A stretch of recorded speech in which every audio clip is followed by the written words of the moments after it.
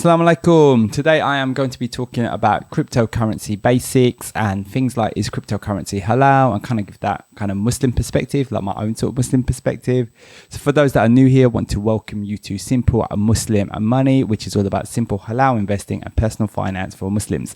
Just want to put a quick disclaimer out there, which is that everything I say is all from my own experience. It's not investment advice. I'm not allowed to give investment advice, and it's for information and educational purposes. So first thing, we'll talk about cryptocurrency. What is cryptocurrency? I reckon a lot of people have heard about it. Bitcoin and Ethereum are probably the two really big ones. Comes and goes in and out of the news, and I think the price has kind of come down a bit recently. We are in 2023 now. This is like February, just the start of February.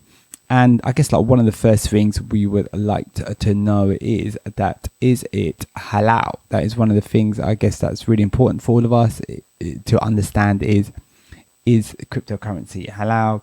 Now, there are sort of different opinions out there. I just want to talk about my own kind of perspective. And personally, it's something I do invest in, but however, it's not everything within cryptocurrency is halal. I mean, some people choose to not invest in cryptocurrency at all, and that's totally everyone's own opinion. But I believe that if you get into right coins, then it can be halal. And I'm not a scholar. I'm just kind of sharing some of the information that I have kind of learnt myself. And so it's there's like a good talk out there by Yasakadi, which is like a famous Islamic scholar. He's got a good talk on that about in YouTube. And one of the things he spoke about was like when you try and get an opinion or a reason for something, try and get like a committee's opinion rather than just sort of one person, which is quite good because then they kind of have a lot of debate and things like that and talk about it, especially something like cryptocurrency, which has been quite new. It's very kind of novel and different, and it does take a bit of kind of getting understanding from a kind of mental point of view. Another thing is Islamic finance guru had a really good, I think it was like a YouTube short about this as well, and said like cryptocurrency kind of depends on the coin, and it's very similar to when you kind of invest in stocks and shares as well, in that you can't invest in a company that does things that are not, that are like majority of the things that it does are not permissible within Islam. So you wouldn't want to invest in that sort of company. And however, if there is a company that is like most of its things are permissible, then that's great. We can kind of invest in that company. There are kind of technical rulings around that. I don't want to get too technical in this. So again, it kind of depends on the coin. So I believe that Bitcoin and Ethereum, in my opinion, from what I've seen, sound like it's okay to kind of invest in those because of the way they work and stuff like that. So and that's all I kind of invest in at the moment.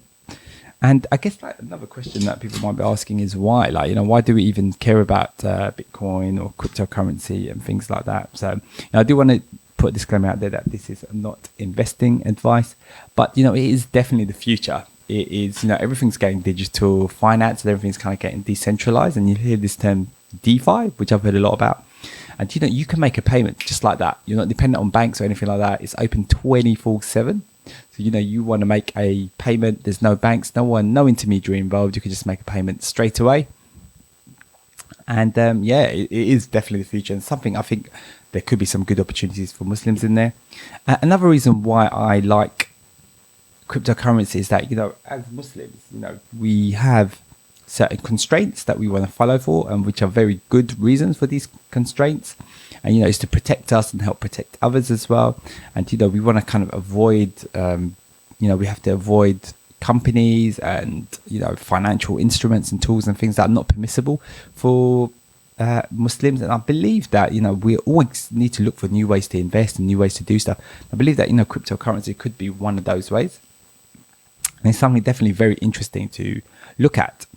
And another thing I was saying, this is quite an interesting thing. It's not a scholarly opinion. It was just someone I was just kind of talking about.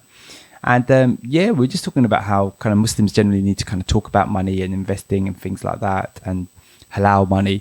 And one of the things interesting with cryptocurrency is that it's not necessarily involved with the main financial institutions that are out there. It's kind of can be its own kind of independent, separate kind of system.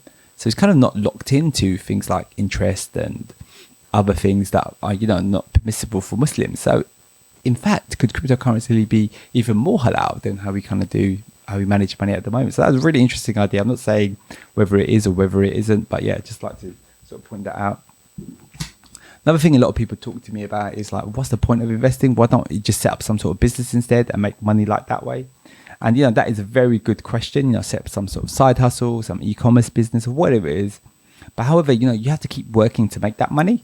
And what, I want to do is, I want to make money, but I also want to invest it. So as I get older, I've got that money in there that's working for me. So, I don't want to be working and running a business until I'm 60, 70, inshallah, whenever that, God willing, that is the case, and as I get older and, just working hard and, by then I might not be as capable mentally as well, I'm kind of older as well. So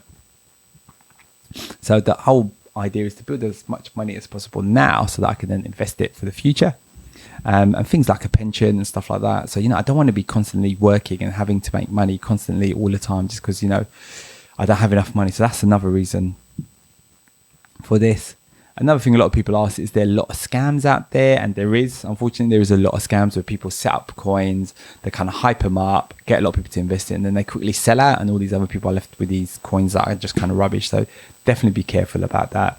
I've heard of loads of coins. I think like Luna was one. There was another one. I remember hearing about this all the time. So I just stick to investing in Bitcoin and Ethereum.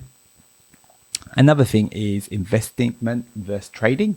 So cryptocurrency trading is basically where you kind of buy a coin and then hope to kind of sell it quickly. It's all about the short term, and that's not what I do. It's very temperamental, very emotional, very risky to do like that. For me, I am thinking about the long term. So I'm thinking about the long term. I just kind of invest. I don't even look at the price. I just put my money in there, leave it, and I'll see what happens in 5, 10, 15, 20 years, inshallah, and see what happens to it.